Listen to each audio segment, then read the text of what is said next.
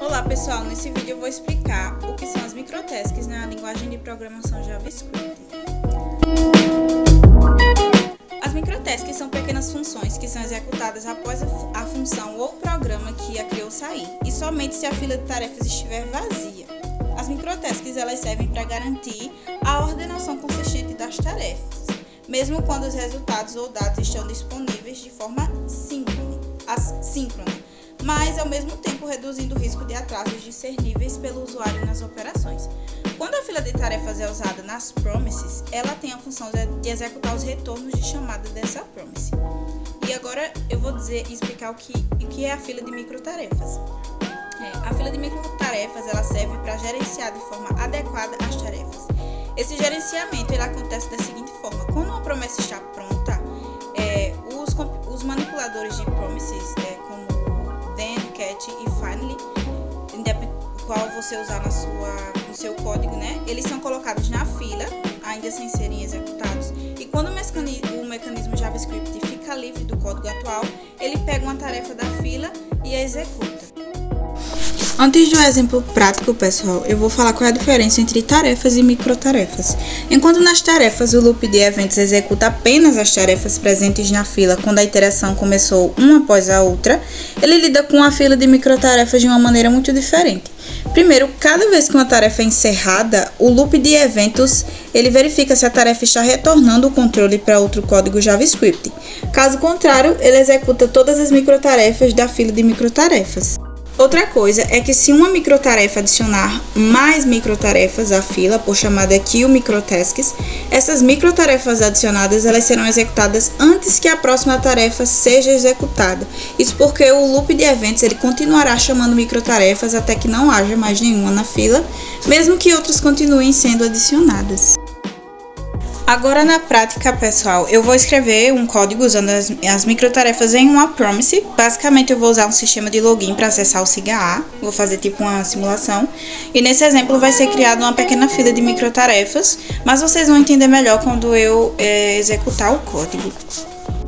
Então aqui no exemplo eu criei o formulário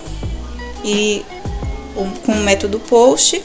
E depois, em seguida, eu vou criar os campos, né, para colocar o nome de usuário e a senha. E também adicionar um botão para enviar os dados, né, quando a gente colocar lá nos campos, enviar os dados para poder acessar a página, assim, né, vamos dizer. Depois, eu vou criar uma função e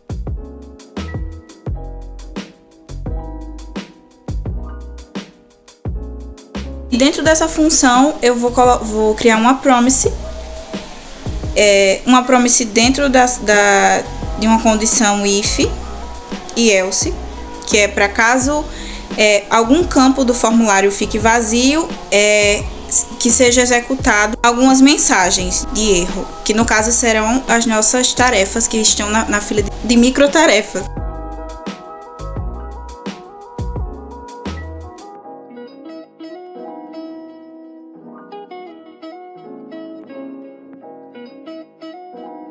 E agora a gente vai colocar as informações do formulário para poder executar o código.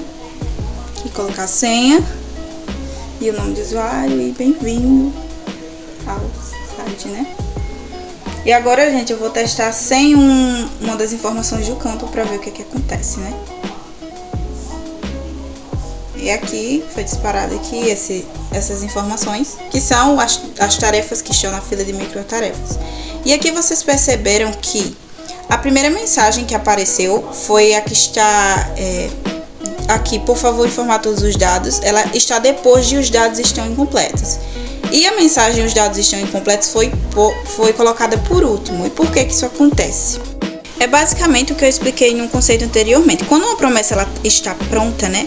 Os manipuladores then ou catch ou finally, nesse caso aqui que eu usei foi o catch, eles são colocados na fila ainda sem serem executados.